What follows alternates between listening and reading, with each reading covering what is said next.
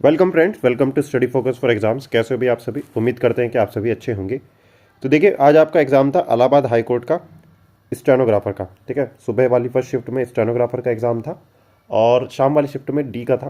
तो उसकी हम लोग बात नहीं करेंगे, हम लोग स्टेनो वाली बात करेंगे।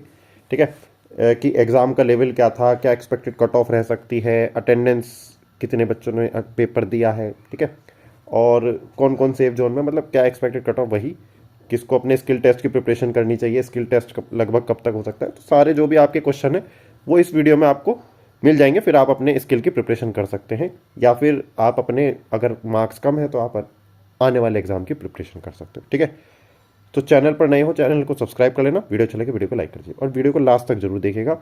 फिर आप कमेंट में पूछते रहते हो कि ये बता दो। ठीक है, चलिए वीडियो स्टार्ट करते हैं। देखिए, पहला तो यही है कि अटेंडेंस कितने परसेंट है। देखो, ये तो आपको ऑफिशियल डेटा तो कभी भी नहीं मिलता इसका।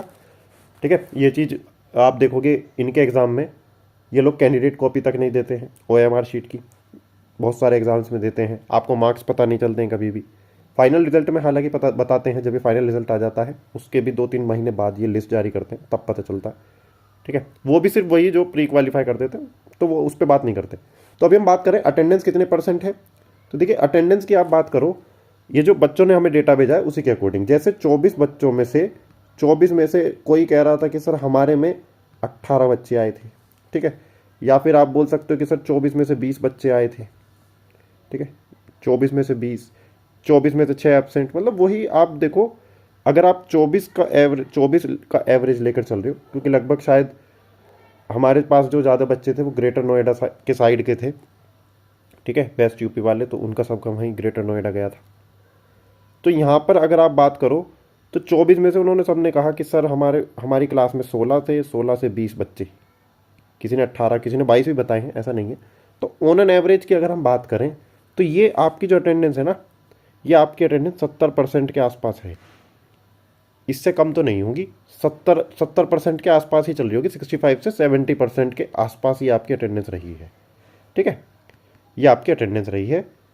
और बाकी आप लोग कमेंट करके बता देना, थोड़ा आपसे भी आइडिया लग जाएगा क्या अटेंडेंस रही है।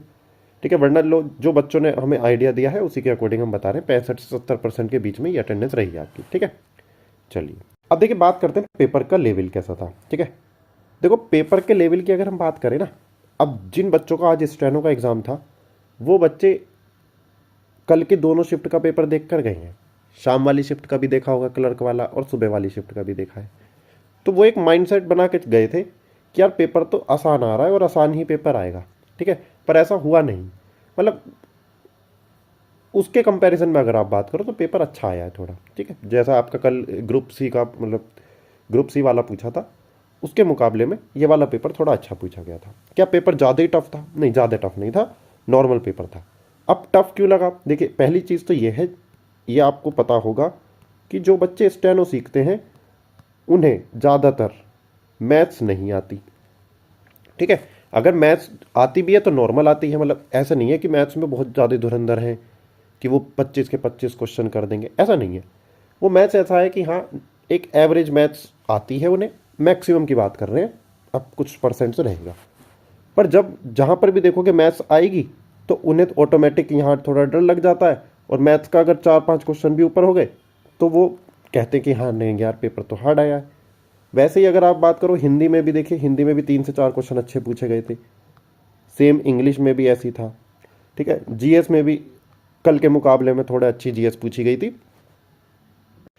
ठीक है, कल तो बिल्कुल ही हलवा क्वेश्चन पूछे थे। आज के में सीए के भी क्वेश्चन थे, मतलब हर सब्जेक्ट से, हर टॉपिक से उन्होंने क्वेश्चन उठा रखे थे।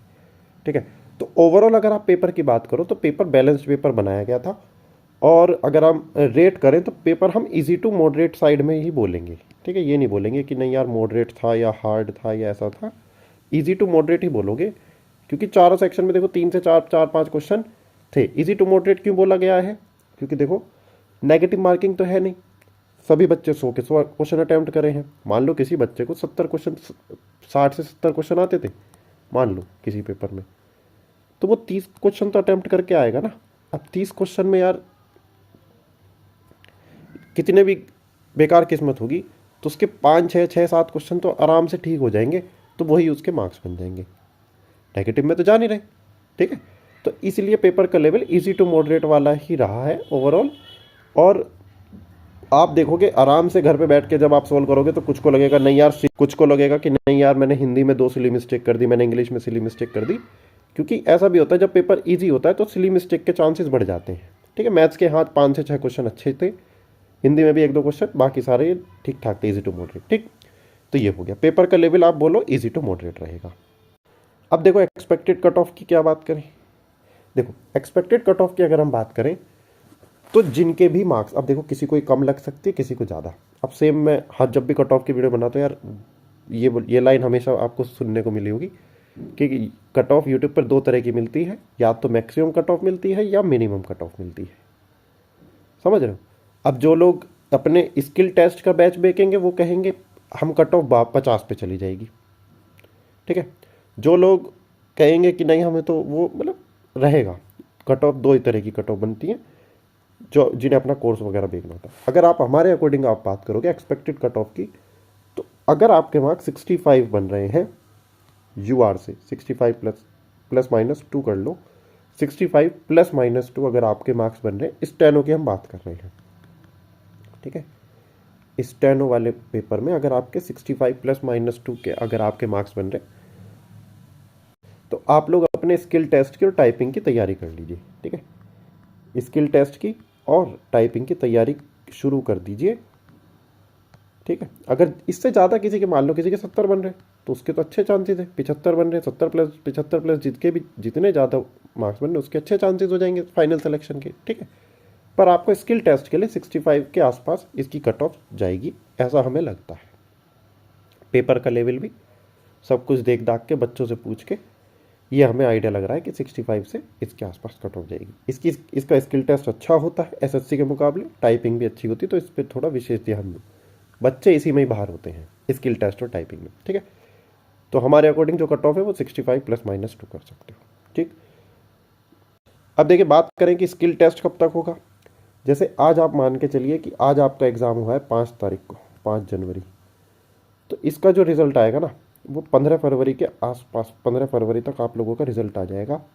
और अगर सब कुछ सही रहा तो मार्च में, 15 मार्च के बाद कभी भी, 15 मार्च के बाद कभी भी आपका एग्ज़ाम हो जाएगा। ठीक है, 15 मार्च के बाद कभी भी स्किल टेस्ट करवा लेंगे। अब कुछ को लग रहा होगा ये इतनी जल्दी नहीं है क्या, नहीं, ये ऐसे ही करवाते हैं, ये टाइम नहीं देते। 15 मार्च के बाद कभी भी स्किल टेस्ट हो सकता है। शायद 12-13 मार्च की होली है, तो होली के बाद कभी भी आप लोगों का स्किल टेस्ट, अगर सब कुछ सही चला, कुछ दिक्कतें आती हैं तो हाँ शायद वो अप्रैल में भी जा सकता है।